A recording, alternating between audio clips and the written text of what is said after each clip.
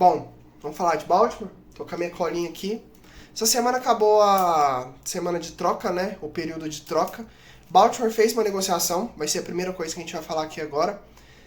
Uma negociação boa, acho que Baltimore poderia ter feito mais e eu vou falar mais na frente. Mas a aquisição e a adição ao elenco de DeMontre Jones, que estava tendo uma temporada muito boa, espero que ele ainda continue, foi muito bom para Baltimore. Confesso que quando Philadelphia conseguiu uma terceira rodada, ele conseguiu o Jalen Phillips, isso. Eu pensei, nossa, Baltimore, terceira rodada, Baltimore podia ter conseguido. E confesso que eu teria ficado mais feliz com o Jalen Phillips, porque os números dele são mais expressivos. Mas se você for ver, os números do DeMontre Jones não são ruins, e eu vou falar aqui. Ele foi a escolha 71 do draft de 79, ele foi escolhido pelo Denver Broncos. E eu olhei duas estatísticas muito importantes para um edge rusher. Eu não sei se eu falei, mas ele é um edge rusher. Ele é o cara que a gente espera que ele pressione o quarterback e consiga sacks.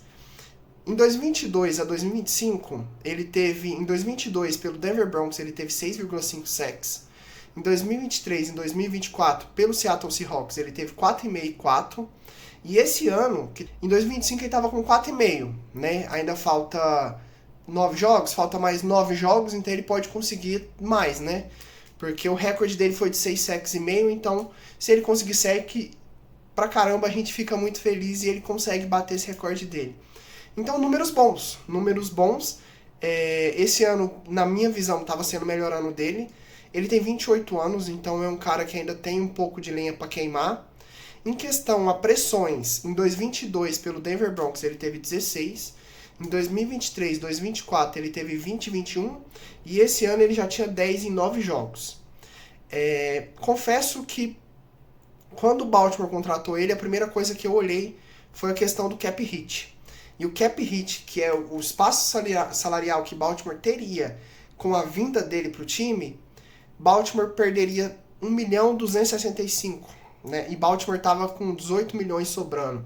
Então, quando o Baltimore trouxe ele, eu pensei assim, nossa, Baltimore ainda vai ser agressivo no dia seguinte, porque Baltimore trocou ele um dia antes da janela fechar, né? E eu pensei assim, Baltimore fez essa negociação para depois tentar trazer mais algum jogador. Mas não foi o que aconteceu. Confesso que eu esperava, eu sinceramente achava que ia rolar, porque todas as negociações, a troca do Oye, a troca do Jair Alexander e a aquisição de um cara barato e bom com o DeMontre Jones só demonstrava que Baltimore poderia ser agressivo em outras coisas. Só que ao mesmo tempo eu sinto que não foi Baltimore, acho que não foi porque Baltimore não queria. O Keenan Williams, deixa eu ver o nome dele aqui, Keenan Williams, ele é um cara que a gente queria, né? Era um cara que ficou abertamente, as notícias soltaram que Baltimore procurou os Jets para tentar trocar, e o Keenan Williams foi trocado para Dallas, correto? E o Keenan Williams saiu por uma escolha de segunda rodada de 2026, uma escolha de primeira rodada de 2027, mais um jogador, pelo Keenan Williams. Acho caro. Talvez Baltimore poderia ter sido mais agressivo, porque o Travis Jones ano que vem é free agent, né? É agente livre. E aí tendo Keenan Williams e Justin Madubuike seria interessante. Mas eu também confesso que por esse preço é um pouco difícil de colocar a culpa na diretoria por não ter feito. Acho que realmente o Keenan Williams é muito salgado. Os Jets trocaram bastante, né? Os Jets inclusive trocaram o Sauce Gardner para os Colts também por um preço bem salgado. Os Jets inclusive se deram bem nessa janela de trocas.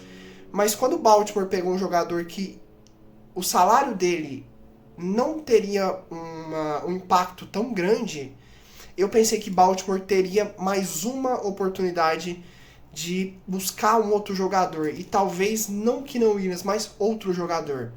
E quando eu disse lá atrás que Baltimore estava interessado em jogadores, que eu apostei em Miami, Titans e Jets, foi o que aconteceu. São os 3 times que hoje estão trocando. Eu, sinceramente, não conheci o DeMontre Jones, então vamos ver. Eu acho que o estilo dele é um estilo muito agressivo. Eu vi os tapes dele, alguns vídeos. Ele é muito agressivo, é um cachorro louco. E eu espero que nos jogos pra frente, ele consiga muitas pressões, muitos sacks. E que a gente consiga, com Mike Green, Van Noy, o próprio Travis Jones e o Robinson, quando voltar, né, o Travis Robinson, a gente consiga, pelo menos, ser melhor ali naquela parte de pressionar o quarterback, sacar e fazer um pouco dessa dificuldade, porque a gente sabe que a falta do Justin Madubuike vai ser uma falta enorme, é um dos melhores jogadores da NFL na posição que ele atua, mas a gente tem chance, vamos pensar desse jeito. Vamos falar sobre o jogo dos Vikings? Os Vikings, eu assisti o jogo deles contra o Detroit Lions, eu sinceramente pensei que Detroit ia vencer.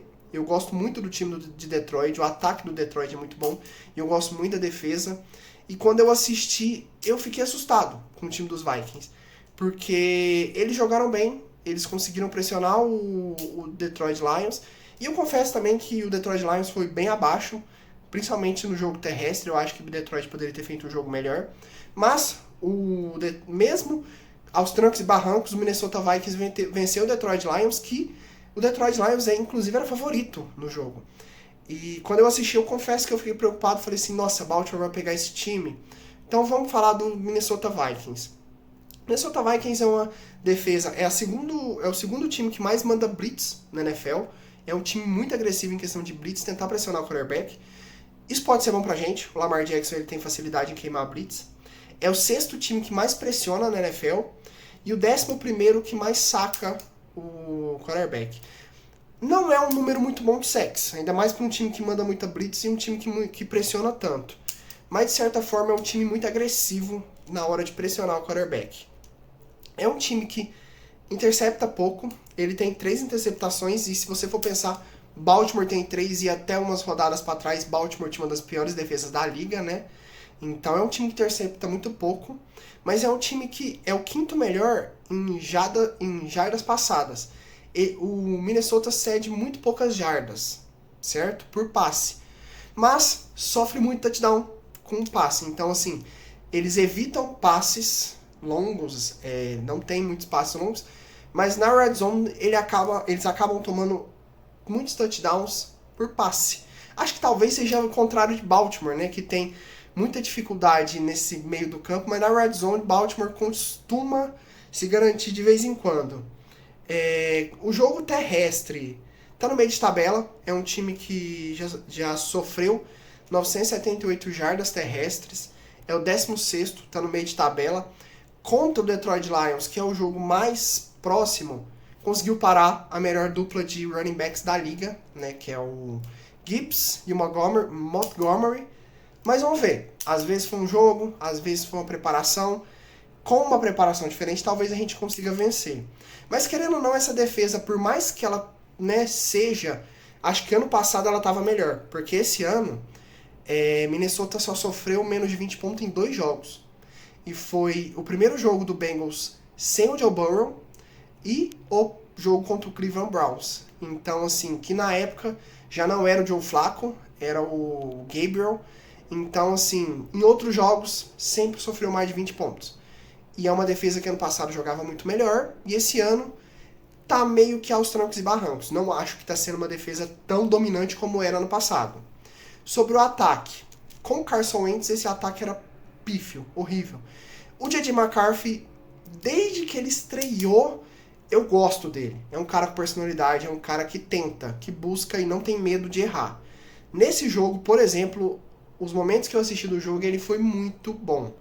Ele não parecia que era o primeiro ano dele de NFL, até porque ele foi draftado ano passado, machucou, não jogou, e esse ano está sendo o primeiro ano em que ele realmente está sendo titular do Minnesota Vikings. E o jogo passado, ele jogou muito bem, correu muito bem, teve uma interceptação, né? Mas teve 2 touchdowns, ele foi sacado 5 vezes, 14 de 25, teve 14 passes completos de 25 tentados, ele teve 143 jardas e o rate dele foi de 82.9. Confesso que no primeiro tempo o rate dele foi muito melhor. Ele jogou muito melhor. Mas depois o próprio Detroit Lions tentou forçar erros e conseguiu. ele acabou jogando pior, principalmente no segundo tempo. Mas no momento que precisou dele ali para ganhar o jogo, no final do jogo ele conseguiu. Então é um cara com muita personalidade. O jogo terrestre de Minnesota no jogo passado jogou bem. O Aaron Jones, de 9 tentativas, ele conseguiu 78 jardas. Isso dá 8,6 jardas por tentativa.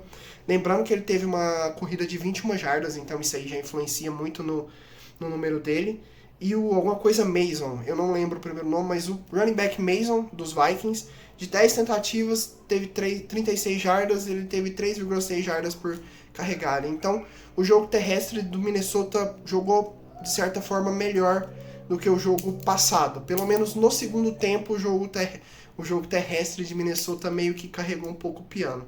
No final, o Minnesota, o ataque, teve 258 jardas no geral, de passe e corrido. Não é um número muito absurdo, então talvez a gente consiga parar.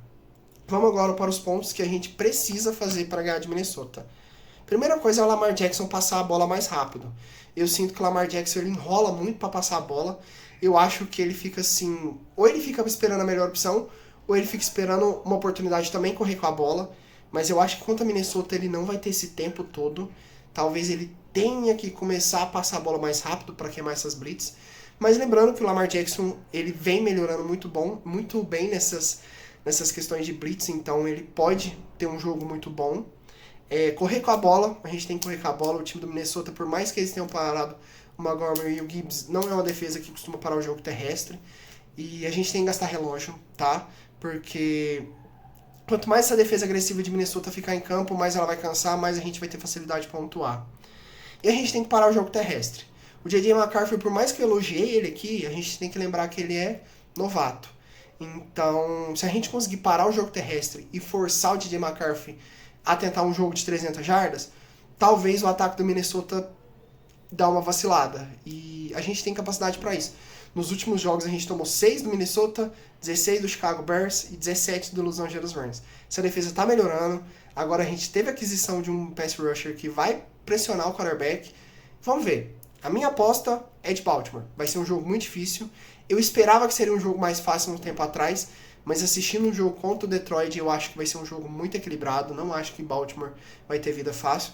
Mas eu ainda aposto que a gente consiga parar o ataque de Minnesota, que ainda é um ataque meio tentando se encontrar com o J.J. McCarthy, e que essa defesa vai ter um pouco de dificuldade, principalmente com o jogo terrestre e com o Lamar queimando blitz. Vamos lá, a gente está brigando aí pela divisão. Pittsburgh venceu o Indianapolis Colts, então acabou dificultando um pouco. Mas ainda temos 2 jogos contra os Steelers, a divisão ainda está em jogo. E é isso. Go Ravens!